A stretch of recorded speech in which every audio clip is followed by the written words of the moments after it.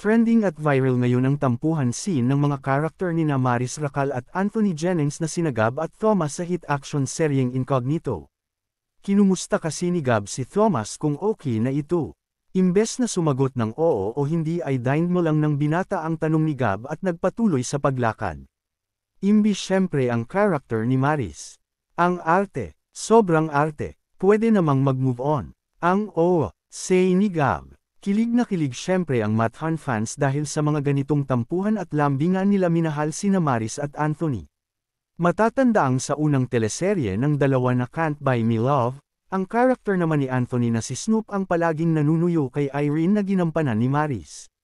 Tila kabaligtaran naman ito sa nangyayari ngayon sa Incognito. Abangers ang Mathan fans kung hanggang saan susuyuan ni Gab ang kanyang Thomas.